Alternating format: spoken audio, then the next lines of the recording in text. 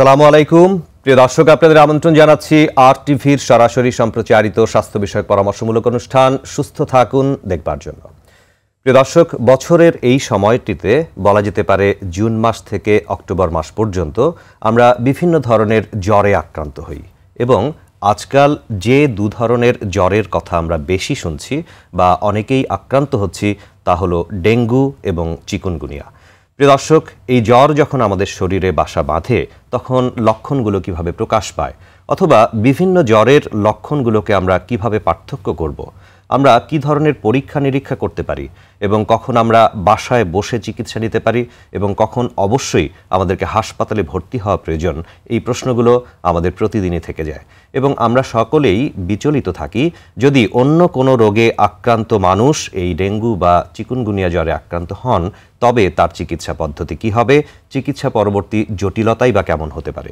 প্রিয় দর্শক, সে কারণেই আমরা অত্যন্ত গুরুত্বপূর্ণ এই দুটো বিষয় নিয়ে আজকে আলোচনা করতে চাই। আমাদের আজকের আলোচনার বিষয় ডেঙ্গু এবং চিকুনগুনিয়া জ্বর, লক্ষণ এবং তার প্রতিকার ও প্রতিরোধ। দর্শক, আপনারাও চাইলে আমাদের সাথে অংশগ্রহণ করতে পারবেন, আমাদেরকে আপনারা প্রশ্ন করুন স্ক্রিনে দেখানো নম্বরে, এবং এই অনুষ্ঠানটি যদি পরবর্তীতে আপনারা দেখতে বা শুনতে চান সেক্ষেত্রে সার্চ করতে পারেন ইউটিউবে youtube.com RTV লাইফস্টাইল এই ঠিকানায়। দর্শক, আমাদের আজকের এই গুরুত্বপূর্ণ অনুষ্ঠানে আলোচনার জন্য উপস্থিত হয়েছেন অধ্যাপক ডাক্তার মোহাম্মদ ফেরদৌস-উর রহমান, মেডিসিন বিশেষজ্ঞ, বাংলাদেশ মেডিকেল বিশ্ববিদ্যালয়। আপনাকে স্বাগত জানাচ্ছি স্যার। ধন্যবাদ। আমরা প্রথমেই আপনার কাছে একটু প্রেক্ষাপট জানতে চাই, বর্তমান প্রেক্ষাপট ডেঙ্গু এবং চিকুনগুনিয়া, কি ধরনের পেশেন্ট আপনারা পাচ্ছেন প্রতিনিয়ত, একটু যদি বর্তমান প্রেক্ষাপট সম্পর্কে আমাদেরকে বলেন। ডেঙ্গু চিকুনগুনিয়া আসলে আজকাল আমাদের কাছে এই সময়টাতে অনেক ধরনের জ্বরের রোগী এসে থাকে।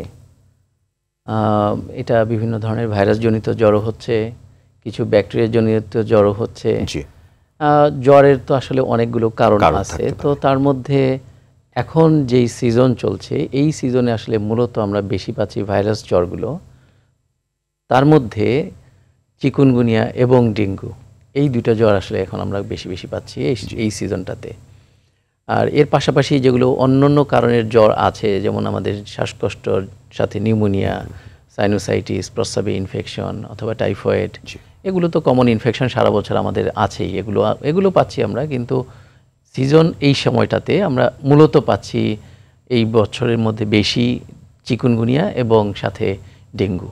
জি স্যার, আমরা বিভিন্ন জ্বর যখন আমাদের শরীরে বাসা বাঁধে আমরা লক্ষণগুলোকে ডিফারেন্সিয়েট করতে পারি না, বা সাধারণ মানুষ আমরা সব অবশ্যই না পারাটাই স্বাভাবিক, এবং চিকিৎসকের পরামর্শ অনুযায়ী পরীক্ষা নিরীক্ষার মাধ্যমেই সেগুলোকে পার্থক্য করা যায়। আসলে ডেঙ্গু জ্বরের লক্ষণ বা চিকুনগুনিয়ার লক্ষণ বা অন্যান্য জ্বরের লক্ষণ সম্পর্কে খুব সাধারণভাবে সাধারণ মানুষকে বোঝানোর জন্য আপনি কিভাবে পার্থক্যগুলো করতে পারেন? যে চিকুনগুনিয়া এবং ডেঙ্গু এই দুটোই কিন্তু জানেন আপনারা ভাইরাসজনিত জ্বর, এবং ভাইরাসজনিত জ্বরগুলি সবারই লক্ষণ মোটামুটি কাছাকাছি। জাস্ট দুই একটা জিনিস আছে যেগুলো দিয়ে আমরা ডাক্তাররা সাধারণত এগুলোকে ভাগ করি যে এটা কোন জ্বরটা হওয়ার সম্ভাবনা খুব বেশি। যেমন দুইটা জ্বরেরই কিন্তু আপনার জ্বর থাকবে প্রথম দিকে একটুকু উচ্চমাত্রায়, বিশেষত ডেঙ্গুর ক্ষেত্রে কিন্তু হাই গ্রেড ফিভার দিয়েই সাধারণত আসে। আর চিকুনগুনিয়ার জ্বরটা আসলে কারো কারো ক্ষেত্রে হয়তো বেশি জ্বরও হতে পারে, কিন্তু বেশিরভাগ ক্ষেত্রেই দেখা যায় যে এদের একটু মাঝারি ধরনের, মানে 100, 101, 2 এরকমের মধ্যেই সীমিত থাকে। দুইটা জ্বরেরই কিন্তু মাথা ব্যথা থাকে, এবং এদের বেশিরভাগ রোগী বলবে যে আমার মাথা ব্যথা করছে, গা ব্যথা করছে, চোখ ব্যথা দুইটাতেই থাকতে পারে। কিন্তু ডেঙ্গু রোগীদের চোখের ব্যথা, চোখের পেছনের দিকের ব্যথাটা এটা খুব বেশি পরিমাণে হয়ে থাকে এবং মারাত্মক হয়ে থাকে অনেক সময় কারো কারো ক্ষেত্রে। আর মাথা ব্যথাটা এই চিকুনগুনিয়া রোগীদের আমরা একটু সাধারণত বেশি পেয়ে থাকছি ইদানিং। ডেঙ্গু চিকুনগুনিয়ার একটা বড় পার্থক্য আসলে আমরা ডাক্তাররা সাধারণত যেটাকে দিয়ে নির্ণয় করি সেটা হচ্ছে যে গিটে ব্যথা, প্রচণ্ড রকমের গিটে ব্যথা, ছোট বড় সব গিটে ব্যথাগুলো, জয়েন্ট পেন যেটা থাকে সেই জয়েন্টগুলো, মানে আমাদের অস্থি সন্ধি যেগুলো আছে সেগুলোর মধ্যে প্রচণ্ড রকমের ব্যথা থাকে, প্রদাহ থাকে, এবং ব্যথার সাথে সাথে দেখা যায় যে আসলে তাদের এগুলোর নড়াচড়া করতেও খুব কষ্ট থাকে, মানে মুভমেন্ট রেস্ট্রিকশনটা খুব বেশ থাকে। আজকাল আমরা এমনও পাচ্ছি যে রোগী একদম অচল হয়ে যাচ্ছে, মানে উঠতেই পারছে না, সে বিছানা থেকে নড়াচড়া করতে পারছে না, ওয়াশরুম ব্যবহার করতে পারছে না, ইভেন তার খাওয়া দাওয়া এগুলোও করা কারোর জন্য কষ্ট হয়ে যাচ্ছে। এই যে যখন দেখবেন যে জ্বরের সাথে ব্যথার সাথে নড়াচড়ায় খুবই কষ্ট হচ্ছে, এটাকে আমরা মোটামুটি ধরে নিব যে এটা চিকুনগুনিয়ার জ্বর।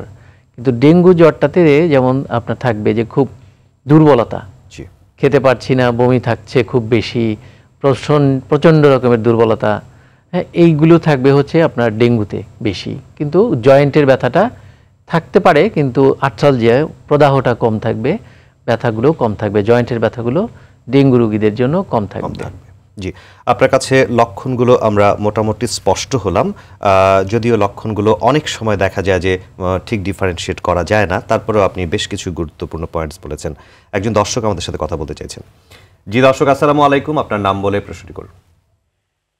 ওয়ালাইকুম আসসালাম ভাইয়া, আমার নাম হচ্ছে জসিম পরামানিক, আমি পাবনা থেকে বলতেছিলাম। জি বলুন।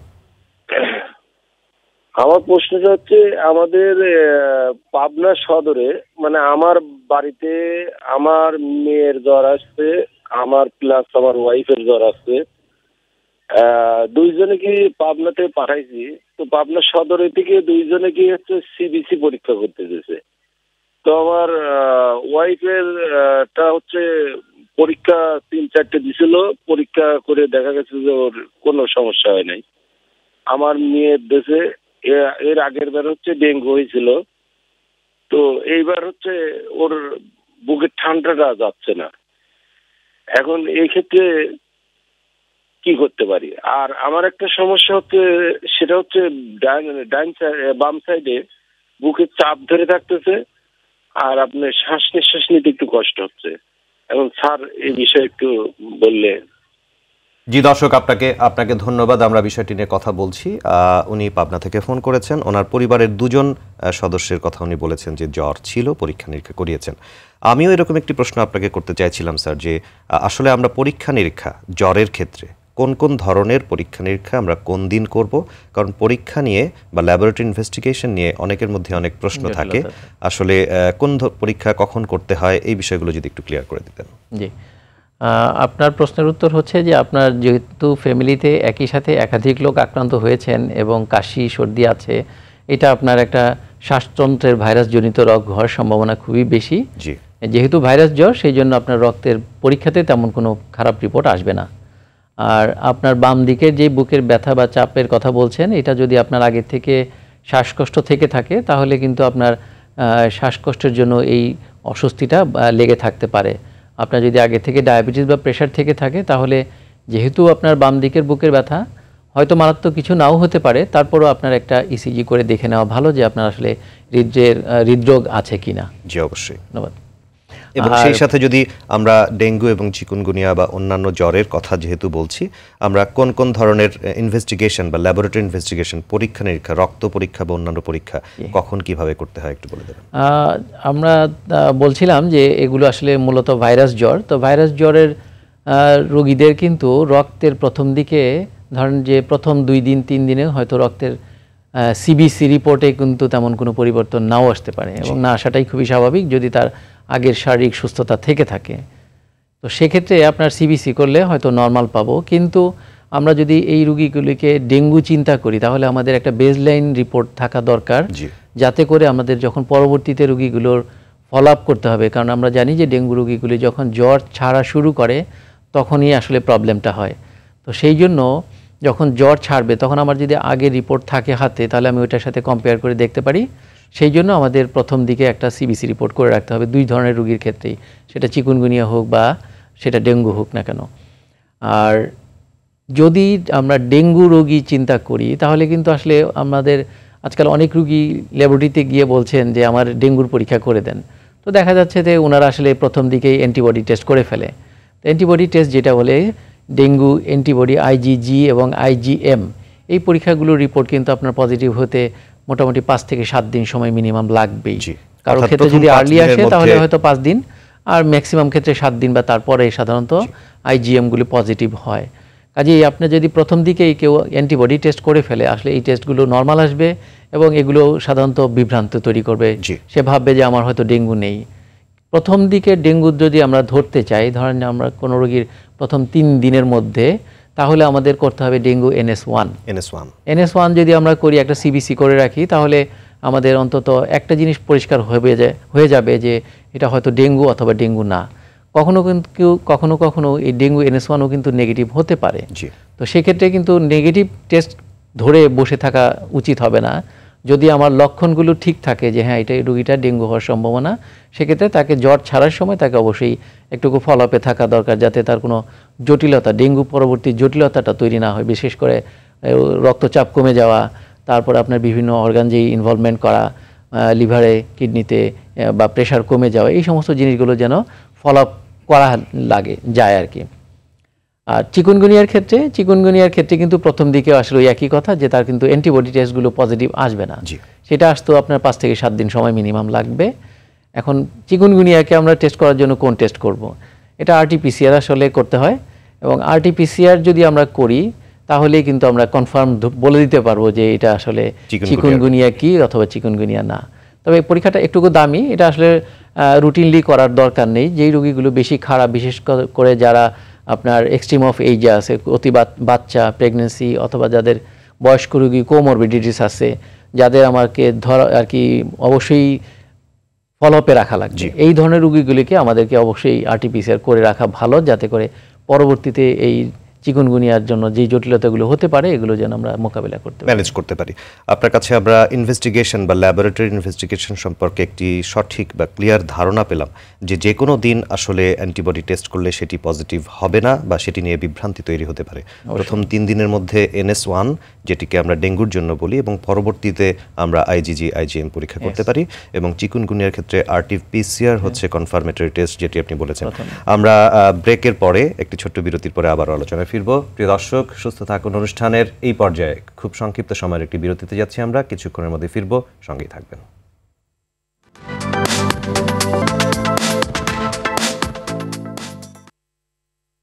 প্রিয় দর্শক, বিরতির পর আবারও আপনাদের স্বাগত জানাচ্ছি সুস্থ থাকুন অনুষ্ঠানের আজকের পর্বে। আমরা যে বিশেষ গুরুত্বপূর্ণ একটি বিষয় নিয়ে আজকে কথা বলছি তা হচ্ছে ডেঙ্গু ও চিকুনগুনিয়া জ্বর, লক্ষণ, চিকিৎসা এবং প্রতিরোধ। আমাদের সাথে আলোচনায় যুক্ত হয়েছেন অধ্যাপক ডক্টর মোহাম্মদ ফেরদৌসুর রহমান, মেডিসিন বিশেষজ্ঞ, বাংলাদেশ মেডিকেল বিশ্ববিদ্যালয়। একজন দর্শক বিরতির সময় আমাদেরকে টেলিফোন করেছেন, দর্শকের সাথে কথা বলবো। আসসালামু আলাইকুম দর্শক, বলুন। আসসালামু আলাইকুম। ওয়ালাইকুম সালাম, বলুন। আমার ছেলের গত সপ্তাহে জ্বর ছিল, তো 3 দিন ভোগে জ্বর ভালো হয়ে গেছে। এখন একটু সাইড এফেক্ট আছে, শরীর চোখায়, মাঝে মধ্যে গরম হলে, আর ভিতরে একটু তো শরীরের ভিতরে একটু চুলকানি আছে, উপরে একটু চুলকানি লাল লাল একটু হয় বা দাগ পড়ে যায়, এটা গরম হলে। কি করুন এটা? জি, আপনার ছেলের বয়স কত একটু বলবেন? বয়স? ছেলের বয়স 23। কোনো ঔষধ খাইয়েছেন? না, এমনি ওই যে না পায়খানা জ্বরটা ভালো হয়েছে, কিন্তু এমনি অন্য কোনো ওষুধ খাওয়ানো হয়। জি, আপনাকে ধন্যবাদ। দর্শক, আমরা বিষয়টি নিয়ে কথা বলছি। স্যার বলুন। জ্বর পরবর্তী গায়ের চুলকানি, এটা যদি আপনার ভাইরাস জ্বরটা হয়ে থাকে, বিশেষত যদি চিকুনগুনিয়া হয়ে থাকে, তাহলে কিন্তু অনেকের এইরকম জ্বর পরবর্তী গায়ের চুলকানি থাকছে, এবং কখনো কখনো কিন্তু গায়ের র্যাশ বলে যেটা, হ্যাঁ, সেটাও কিন্তু অনেকেরই থাকে, এবং এটা বেশ কিছুদিন পর্যন্ত কিন্তু থাকতে পারে চিকুনগুনিয়া রোগীদের ক্ষেত্রে। কিন্তু যদি এটা ডেঙ্গু হয়ে থাকে তাহলে কিন্তু আসলে আপনার এতদিন গায়ের চুলকানি থাকার কথা না, এবং এটা হয়তো ডেঙ্গু না, অন্য কোনো কিছু হতে পারে। এছাড়া কিন্তু জ্বর ছাড়াও কিন্তু অন্য অন্য কারণে আপনার এই ছেলের গায়ের চুলকানিটা থাকতে পারে। দেখে নিতে হবে যে তার আসলে তার গায়ে স্ক্যাবিস আছে কিনা, এটা একটু দেখার বিষয় আছে। আর যেহেতু চুলকানি আছে, আমার মনে হয় একটু চুলকানির জন্য অ্যান্টিহিস্টামিন যে ওষুধগুলো আছে সেগুলো খেতে পারে। তার মধ্যে লোরাটিডিন গ্রুপের যে ওষুধগুলো আছে 10 মিলিগ্রামের লোরাটিডিন 10, এইটা একটা করে রাতে হয়তো 10 দিনের জন্য খেয়ে দেখতে পারেন। এবং বিশেষ করে আপনি উল্লেখ করেছেন যে সেই চুলকানিটি আসলে স্ক্যাবিস বা অন্য কোনো স্কিন ডিজিজ কিনা সেটা একটু পার্থক্য করা দরকার। সামনে থেকে না দেখে তো আসলে ওটা বোঝা যাবে না। অবশ্যই। আমরা যেহেতু ডেঙ্গু এবং চিকুনগুনিয়া নিয়ে কথা বলছিলাম, কখন আসলে বাসায় একজন রোগী চিকিৎসা নিতে পারেন এবং হোম ম্যানেজমেন্ট কিভাবে হবে, তার খাবার দাবার বা তার ঔষধপত্র বাসায় থাকা অবস্থায় কিভাবে চিকিৎসা নেবেন, এবং কোন মুহূর্তে অবশ্যই তাকে হসপিটালাইজড বা হাসপাতালে ভর্তি করার প্রয়োজন, সেই বিষয়টি আমাদেরকে একটু বুঝিয়ে বলবেন। ভাইরাস জ্বরগুলো আসলে যেহেতু ভাইরাস, এর কিন্তু অ্যান্টিবায়োটিকের দরকার নেই। প্রথম কথা হচ্ছে এইটা। জ্বর থাকলে জ্বরের চিকিৎসা মানে উপসর্গ অনুযায়ী চিকিৎসাটাই আসলে ভাইরাস জ্বরের মূল নীতি।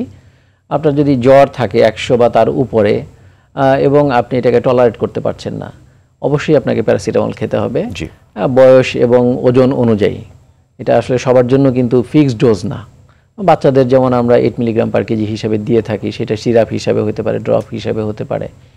আবার যারা বয়স্ক আছে আমরা সাধারণত 45-এর নিচে, 45 থেকে 60 এবং 60-এর উপরে যদি হয়, 45-এর নিচে হলে আমরা সাধারণত প্যারাসিটামল একটা করে খেতে বলি 6 ঘন্টা পর পর। 45 to 60 যদি হয়ে থাকে বডি ওয়েট, তাহলে আমরা সাধারণত 1.5 করে প্যারাসিটামল 6 ঘন্টা পর পর খেতে বলি জ্বর থাকলে কিন্তু।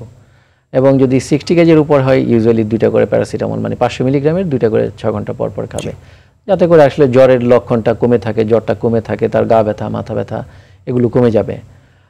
জ্বর না থাকলে বা ব্যথা না থাকলে কিন্তু আসলে প্যারাসিটামল অতিরিক্ত খাওয়ার দরকার নেই। আমরা জানি যে প্যারাসিটামল বেশি খেলেও কিন্তু আপনার অনেক সময় প্রবলেম তৈরি করে, যেমন খাওয়ার অরুচি করতে পারে, পেটে গ্যাস করতে পারে, তার কারো লিভারেও প্রবলেম করতে পারে যদি মাত্রাটা বেশি হয়ে যায়। সেজন্য অতিরিক্ত মাত্রাও আসলে খাওয়া উচিত নয়। সব ওষুধই আসলে খারাপ, উচিত নয়। দ্বিতীয় হচ্ছে যে আসলে জ্বর যদি হয় তাহলে খাওয়ার অরুচি থাকে, খেতে পারে না, বমি থাকে, বমির ভাব থাকে। কাজেই কারো কিন্তু অনেক সময় পেট খারাপও থাকতে পারে, যে বিশেষ করে যদি ডেঙ্গু হয় তাদের কিন্তু অনেক সময় লুজ মোশন থাকে। তো সেই ক্ষেত্রে আপনার বমি থামানোর ওষুধগুলো খেতে হবে। যদি পেট খারাপ না থাকে, শুধু বমি ভাব থাকে, তাহলে ডমপেরিডন জাতীয় ওষুধগুলো কিন্তু খেতে পারে 3টা করে 3 বেলা, মানে একটা করে 8 ঘন্টা পর পর 3 বেলা। কিন্তু যদি কারো পেট খারাপ থাকে তাহলে কিন্তু ডমপেরিডন খাওয়া যাবে না, এটা মনে রাখতে হবে। এবং এটা অনেকেই ভুল করে থাকেন। সেক্ষেত্রে আপনার আসলে অনডেনসেট্রন গ্রুপের যে ওষুধগুলো আছে বমি থামানোর জন্য সেগুলো খেতে পারে। জ্বরের সাথে যেহেতু খেতে পারছে না, বমি থাকে বা লুজ মোশন থাকে, পানি শূন্যতার কিন্তু একটা কমন সমস্যা, খাচ্ছে না খাওয়ার জন্য। তো সেই জন্য পানি শূন্যতা যেন না হয় জ্বরের সময়, এটাও কিন্তু খুব গুরুত্বপূর্ণ এবং সেটা খেয়াল রাখা লাগবে সবাইকে। এই সময়ে তরল খাবার যেগুলো আছে সেই খাবারগুলো বেশি খেতে হবে, বিশেষ করে শরবত, লেবুর শরবত, ফলের রস, ডাবের পানি, এগুলো কিন্তু অতিরিক্ত খাওয়া আর কি একটু বেশি পরিমাণে খেতে হবে, যাতে করে আপনার পানির শূন্যতাটা তৈরি না হয়। অনেকে আসলে খাবারের রুচির বিভিন্ন রকমের সমস্যা থাকে, সেক্ষেত্রে আজকাল কিছু ইলেকট্রোলাইট ড্রিঙ্কসও কিন্তু পাওয়া যায়, হয়তো রুচি যেহেতু কম থাকে সাময়িক সময়ের জন্য সেগুলো খেতে পারে। মানে মূল কথা হচ্ছে যে তাকে যথেষ্ট পরিমাণে, অন্তত প্রাপ্তবয়স্ক যারা আছে তাদের 3 লিটার পরিমাণ পানি অবশ্যই খেতে হবে, একটুকু বেশি, 3 থেকে 3.5 লিটার পর্যন্ত জ্বরের সময়। কারণ আমরা জানি জ্বরের সময় আপনার তাপমাত্রা বেশি থাকার জন্য আমার বডির থেকে এমনিতেই জলীয় বাষ্প বেশি চলে যায়, আবার খেতে পারছেন না, তার জন্য পানি কমে যাচ্ছে। আর যদি ডায়রিয়া থাকে তার জন্য কমে যাচ্ছে, মানে আপনার নেগেটিভ ফ্লুইড ব্যালেন্সটা অনেক বেশি থাকে, যার জন্য আপনার পানি শূন্যতা এইটাকে অবশ্যই খেয়াল রাখতে হবে। এই 3টা জিনিস আসলে মূলত জ্বর কমানো। আর যেটা আমরা সবাই ভুল করি, জ্বর আসলেই আসলে লেপ কাঁথা খুব ভালো করে গায়ে দিই ব্ল্যাঙ্কেট সহ, তাকে যে এই জিনিসগুলো কিন্তু করা যাবে না। আপনার জ্বর গায়ে আছে, আপনার জ্বরকে কমানোর জায়গা দিতে হবে। আপনার টেম্পারেচার গায়ে বেশি, এটাকে সরার জায়গা দিতে হবে। কাজে আপনাকে যদি খোলা থাকে, একটু ঠান্ডা লাগে, ঠিক আছে, একটা হালকা চাদর গায়ে দিয়ে রাখো, কিন্তু খুব বেশি মোটা কাপড় গায়ে দেওয়া ওই সময় একদমই ঠিক না, কারণ আপনার তো টেম্পারেচার সরার জায়গা পাচ্ছে না। এবং আমরা বলি ওয়ার্ম ওয়াটার দিয়ে, লিউকওয়ার্ম ওয়াটার দিয়ে আপনার গাটা মুছে নিলে একটা গায়ের মধ্যে কিছু পানি থাকবে, সেই পানিটা যখন গা থেকে জলীয় বাষ্প হয়ে যাবে আপনার টেম্পারেচার নিয়ে যাবে। কাজেই একটুকু গা মুছে দেওয়া। মাথা ধোয়ানো ঠিক আছে, কিন্তু মাথার চেয়ে কিন্তু গা মোছানোটা খুব বেশি ইম্পর্টেন্ট। আমার মাথা হচ্ছে সারা শরীরের মাত্র 8%, আর সারা শরীরটা আপনার কিন্তু 92%। কাজে আপনার গা যদি মুছে নেন, আপনার গা মুছলে টেম্পারেচার লসটা বেশি হবে, সেই জন্য মাঝে মাঝে একটুকু গা মুছে নিতে হবে, যাতে করে আমার টেম্পারেচারটা কমে যায়। হোম ম্যানেজমেন্ট বা বাসায় আমরা কিভাবে চিকিৎসা করব একজন জ্বরের রোগীর, আপনার কাছে খুব চমৎকার ধারণা পেলাম। কখন আসলে হাসপাতালে আমাদের চিকিৎসা নেওয়া উচিত, যখন আর বাসায় সম্ভব না, হাসপাতালে অবশ্যই ভর্তি করা উচিত, এই বিষয়টা একটু বলুন। জ্বরের যেই রোগীগুলো, যে বিশেষত ডেঙ্গু রোগীগুলো, আপনাদের এই রোগীগুলো কিন্তু একটু খুব গুরুত্বপূর্ণ।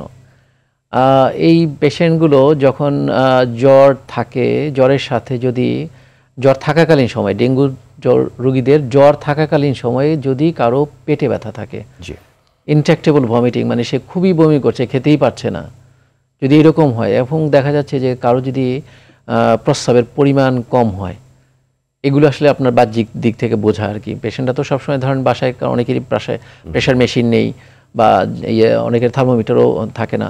তো এই বিষয়গুলো, বিশেষ করে পেটে ব্যথা, বমি এবং যদি কোনো কারণে প্রস্রাবের পরিমাণ কমে যায়, তাহলে আপনার বুঝতে হবে যে আপনার রোগী একটুকু মারাত্মকের দিকে যাচ্ছে বা আছে। সেক্ষেত্রে কিন্তু এই ধরনের রোগীগুলোকে বাসায় রাখা উচিত নয়।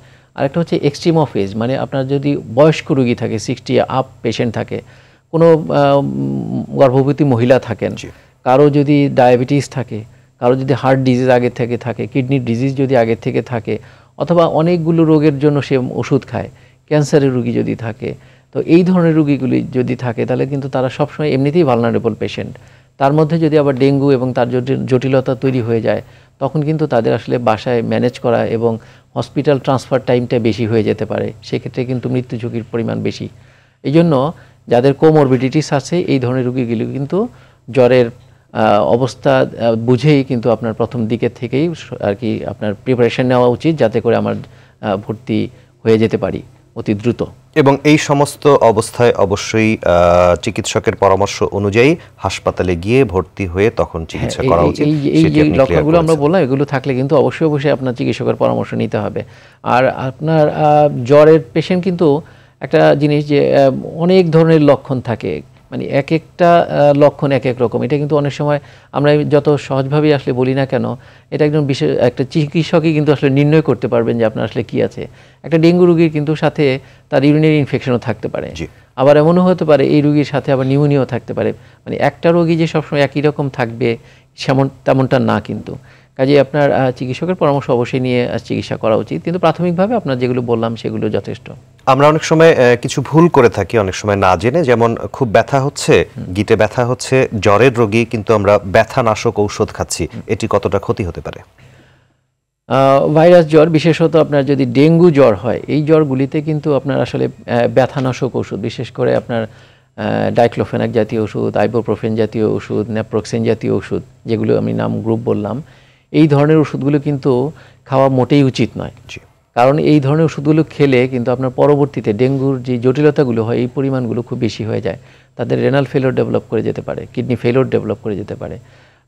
কাজেই প্ল্যাটিলেট তো এমনিতেই ডেঙ্গু রোগীদের জানেন আপনারা কম থাকে, এবং যারা এই ব্যথানাশক ওষুধগুলি খায় তাদের কিন্তু প্ল্যাটিলেটের ঘাটতিও অনেক বেশি থাকে, এবং এটা রিকভারি টাইম অনেক বেশি লাগে। যার জন্য এই ব্যথার ওষুধগুলো কিন্তু অবশ্যই খাওয়া উচিত নয়। জ্বর যদি থাকে আপনার প্যারাসিটামল কিন্তু খুব ভালো একটা জ্বর এবং ব্যথানাশক ওষুধ, এটাকে আসলে অবহেলা করা যাবে না। এটা কিন্তু খুবই ভালো একটা ওষুধ, যদি আপনি নির্দিষ্ট পরিমাণ মতো গ্রহণ করতে পারেন, যথেষ্টই ভালো কাজ করেন। জি, অত্যন্ত সংক্ষেপে যদি ডেঙ্গু প্রতিরোধ সম্পর্কে, বাসা বাড়িতে ডেঙ্গু প্রতিরোধ সম্পর্কে, যাতে আমরা ডেঙ্গু জ্বরে আক্রান্ত না হই, খুব সংক্ষেপে যদি কিছু আমাদের পরামর্শ দেন। ডেঙ্গু প্রতিরোধের প্রথম উপায় হচ্ছে আসলে আমাদের ব্যক্তিগত এবং সামাজিক সচেতনতা। যদি আমরা সবাই ব্যক্তিগতভাবে এবং সামাজিকভাবে সচেতন হই, আপনারা জানেন যে ডেঙ্গু এবং চিকুনগুনিয়ার অসুখের মূল সোর্স হচ্ছে মশাই এটাকে ছড়াচ্ছে, মশার থেকেই এটা বিভিন্ন জায়গায় মানুষকে কামড়িয়ে এটা আর কি রোগটা তৈরি করছে। কাজেই আপনার প্রথম কাজ হচ্ছে মশাকে নিয়ন্ত্রণ করা, মশার উৎসকে নিয়ন্ত্রণ করা, মশা নিধন করা, এবং ব্যক্তিগত সুরক্ষা মানে যে আমি কিভাবে মশার কামড় থেকে বেঁচে থাকবো। আসলে মশা এমন একটা প্রাণী যেটাকে আসলে কন্ট্রোল করা খুবই ডিফিকাল্ট। উন্নত দেশগুলিতেও কিন্তু আসলে এটা কন্ট্রোল করা কি খুব একটা সহজ কাজ নয়। হ্যাঁ, কাজেই আমরা যে একেবারে মশা নির্মূল করে ফেলতে পারবো তা নয়, তবে এটাকে কন্ট্রোল করা সম্ভব। আর ব্যক্তিগত সুরক্ষার কথা বলেছেন, সেই ক্ষেত্রে আমরা ফুল স্লিভ জামা বা মশারি ইউজ করা, এবং বাসা বাড়িতে যাতে পানির উৎস না থাকে, যে সকল পানির উৎসের কথা আমরা সবসময় বলে থাকি, সেগুলো দিকে নজর দেয়া, এগুলি আপনি বলতে চেয়েছেন। অসংখ্য ধন্যবাদ আপনাকে। আমাদের সময়ের স্বল্পতার কারণে আলোচনা আর এগিয়ে নিতে পারছি না। ধন্যবাদ আপনাকে। ধন্যবাদ আপনাকেও, ধন্যবাদ দর্শকদেরকে। ধন্যবাদ। প্রিয় দর্শক, এতক্ষণ আমরা ডেঙ্গু এবং চিকুনগুনিয়া জ্বরের লক্ষণ, চিকিৎসা এবং প্রতিরোধ বিষয়ে যথেষ্ট গুরুত্বপূর্ণ তথ্য দেবার চেষ্টা করেছি। আপনারা নিশ্চয়ই এই তথ্যগুলো নিয়ে সমৃদ্ধ হবেন, এবং তাহলে আমরা ডেঙ্গুর চিকিৎসাও সঠিক সময়ে করতে পারবো এবং প্রতিরোধেও অগ্রগতি ভূমিকা পালন করতে পারবো। প্রিয় দর্শক, আগামী সপ্তাহে সুস্থ থাকুন অনুষ্ঠানটি একবার আমন্ত্রণ জানিয়ে আজকের মতো এখানেই বিদায় নিচ্ছি। আল্লাহ হাফেজ।